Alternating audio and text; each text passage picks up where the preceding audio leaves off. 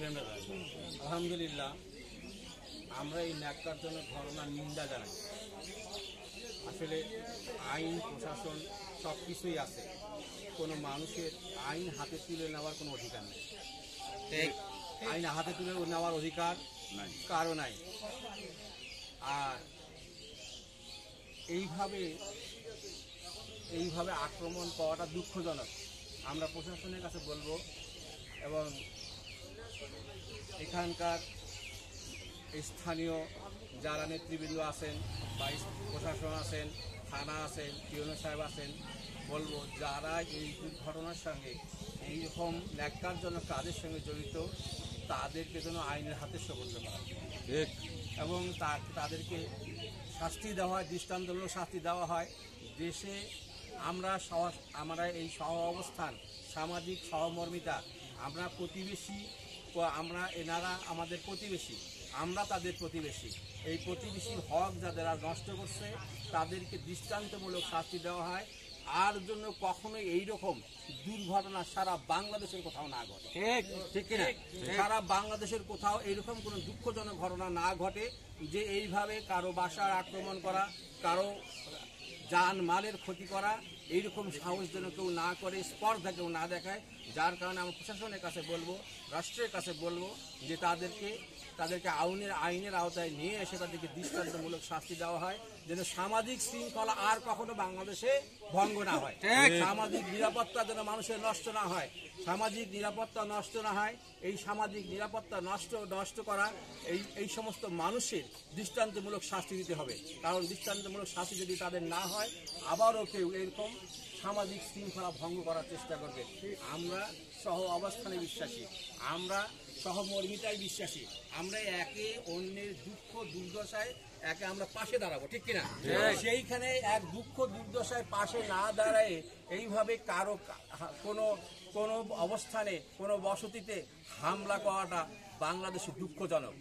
বাংলাদেশে আমাদের সহ অবস্থান দীর্ঘদিনের, আমাদের এই ধর্মীয় সম্প্রীতি নষ্ট করার যে চক্রান্ত যারা চালাচ্ছে তাদেরকে আইনের আওতায় এনে দৃষ্টান্তমূলক শাস্তির দাবি জানাচ্ছি।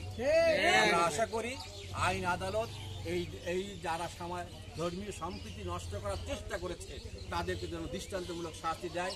ভবিষ্যতে বাংলাদেশে এইরকম কোনো ঘটনা আর না ঘটে। কোনো জায়গায় অপরাধ কেউ করবে, যদি অপরাধ করে তাকে আইনের হাতে সোপর্দ করবে, আইন তার বিচার করবে, ঠিক কিনা?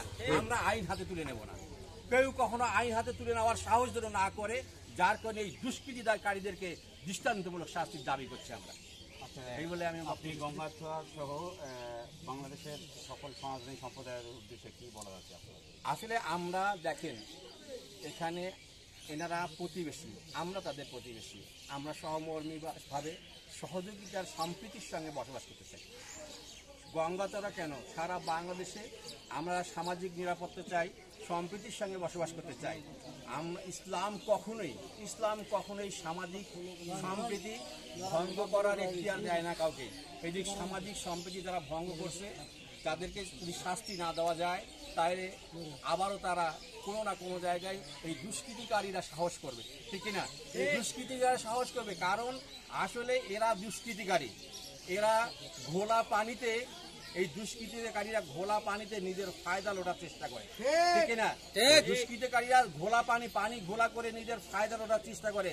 আমরা এই দুষ্কৃতিকারীদেরকে শাস্তি, আমরা প্রশাসনের কাছে, রাষ্ট্রের কাছে চাই দুষ্কৃতিকারীদের দৃষ্টান্তমূলক শাস্তি হোক, দৃষ্টান্তমূলক শাস্তি হোক। আপনার সঙ্গে কথা বলুন।